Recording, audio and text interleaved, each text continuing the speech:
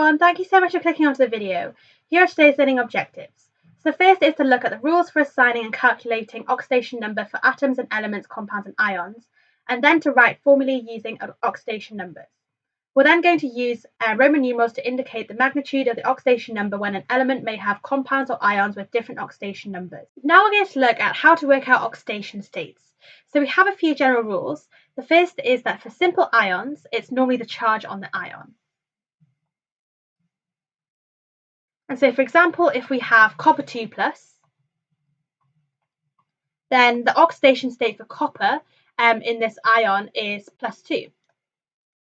The oxidation state for copper is plus 2. And the second rule is that in elements, the oxidation state is equal to 0. So, for example, if we look at chlorine, so we have Cl2, the oxidation state that we have for chlorine is 0 because chlorine is an element. And the third rule is that the total of all oxidation states must equal the overall charge of the species. And then we have that in molecules or complex ions, the more electronegative element is assumed to be the negative one. And finally, hydrogen is nearly always plus 1, and oxygen is nearly always minus 2. So, for example, we're going to work out the oxidation states of all of these elements in each of these compounds. So firstly, we have NO3 minus, and this is the nitrate ion. So we have NO3, and then the overall charge is minus. So because oxygen is much more electronegative compared to nitrogen, basically it has a stronger ability to attract electrons in a covalent bond, the oxygen will be the negative ion. So this oxygen is nearly always minus 2. That's the fifth rule that we have. And so we give oxygen an oxidation number of 2, minus 2. And because we have 3 of them, that means we have 3 of these minus 2s. And because the overall charge is minus 1, we need to make the overall charge of this species equal to minus 1. So if I call the oxidation number of nitrogen X, we have X and then minus 6, and then this has to equal minus 1. And so rearranging this, we get X equals minus 1 plus 6, which is plus 5. And so we have that the oxidation number of nitrogen is plus 5, and then the oxidation number of oxygen is minus 2. So we have nitrogen is plus 5, and oxygen is minus 2. And to work out which element is more electronegative, we have that electronegativity increases across a period and increases up a group.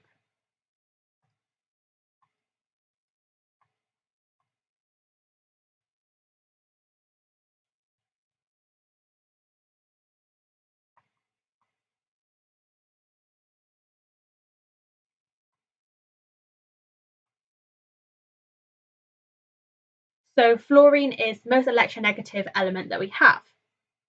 And then looking at potassium chloride, so we have KCl, and this time the most electronegative element is the chlorine. So we give this a charge of minus 1 because chloride ions are always minus 1.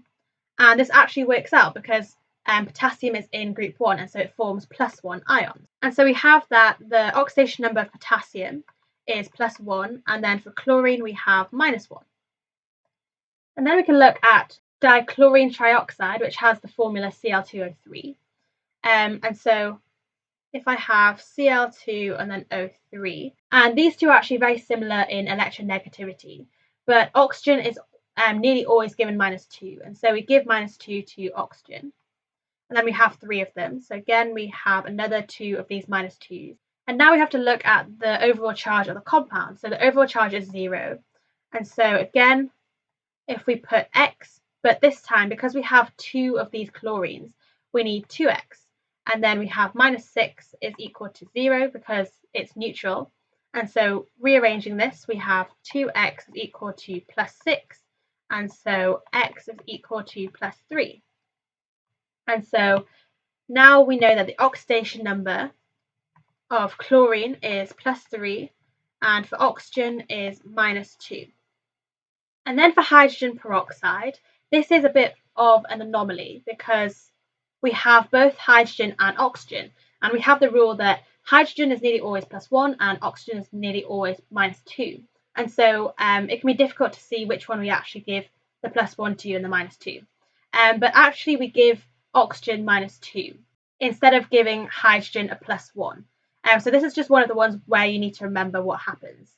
So if oxygen has a -2 and it has 2 of them, so then we'll have 2x minus 4 is equal to 0 because it's a neutral compound. And so rearranging this, we have 2x is equal to +4, so x is equal to +2. So as you can see, the hydrogen will have an oxidation number of +2 instead of +1, which we normally expect. And the oxygen will have the -2. And then finally for sodium hydride, again, this is an anomaly. And this is where we actually have hydrogen having a negative oxidation number. So we actually give the sodium a +1, and then the hydrogen will get a -1. So we have the oxidation number of sodium is +1, and for hydrogen we have -1. Now we're going to look at writing formulae using oxidation numbers. So sometimes different compounds will have the same name, but the elements in each of these different compounds will have a different oxidation state. So for example, we could have iron 2 oxide and iron 3 oxide. So they have the same name, but in iron 2 oxide, the iron has an oxidation number of +2, whereas the iron in iron oxide and iron 3 oxide would have an oxidation number of +3. And we use Roman numerals to indicate the oxidation state of a particular element in a compound. And so the Roman numerals we have are 1, and then we have 2, 3, 4, 5, 6, and then we have 7, and then 8. So you need to memorize all of these different Roman numerals. So the example we're going to look at is firstly a sulfate. So what we do is we just work out the oxidation numbers as usual. So we have SO4, and this has a charge of 2-. So again, we give oxygen a -2, and because we have 4 of them, we have -8. So we have x -8, and this has to equal -2 because the overall charge of the ion is -2. And so we have that x is equal to -2 plus 8, which is +6. And so this sulfate is a sulfate. And then we use the Roman numeral for 6, which is a V and then an I. So this is a sulfate 6 ion. And then looking at a nitrate, so we have NO3-. So again, what we do is work out the oxidation numbers.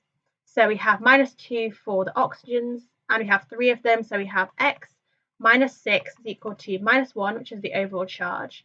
And so we have that x is equal to -1 plus 6, which is +5.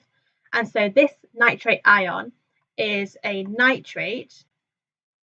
And then we need the Roman numeral for 5. So we have a V, and this is a nitrate 5 ion. We might also be asked to suggest formulae given oxidation numbers, so the other way around. So they could ask us, suggest a formula for the chlorate 3 ion. So what we need to do first is we need to know what chlorate is. So a chlorate is chlorine and also oxygen. And so we know, because this is the Roman numeral for 3, that the oxidation number